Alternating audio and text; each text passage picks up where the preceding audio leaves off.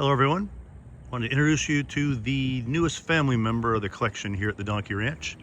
This is a 70s, 80s era Gama Goat. It's a 6-wheel drive military vehicle. I even used one of these way back when I was in the Army in the 82nd Airborne. Gama Goats were originally troop transports. You can see where the troops would sit back here. They were also used as ambulances, radio platforms, indirect fire, all kinds of stuff. There's a rear view. I don't think you'll see many of these 6-wheelers on the road. And like everything else, this one is street legal. What's really great is I didn't have to do anything to make it street legal. As an old military vehicle in Florida, they're fine. I do have to get it registered.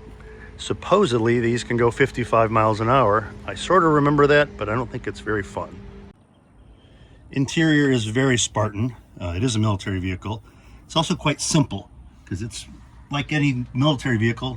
An 18-year-old has to be able to operate it who may have never driven a truck before. You've got a 4-speed manual here, 2-speed transfer case. This is the lever from two-wheel drive to 6-wheel drive, emergency brake, power takeoff. If you look, this thing starts so quick.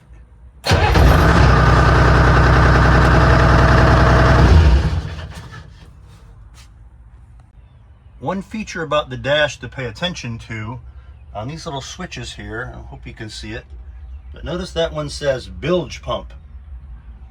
That's because Gama Goats are amphibious. Here's a shot of the engine. This is a 353 Detroit 2-stroke diesel. That means 3 cylinders, 53 cubic inches each. Really unique is that the block and head are aluminum, as is this whole truck.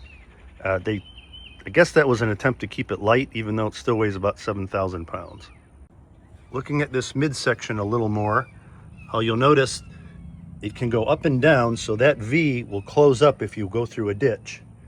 And then it'll twist through that pivot right there. But it does not swing around like a trailer. Really unique. Fun little fact, this being a 2-stroke Detroit diesel, it has to be supercharged. And there is the blower right there. Almost all supercharged vehicles you see were based on these designs. Remember I mentioned that this thing could swim, or at least it was designed to.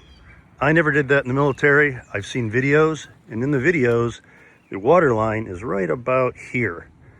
That doesn't give you much freeboard. I guess just because you can doesn't mean you should, but the idea of that, still pretty cool.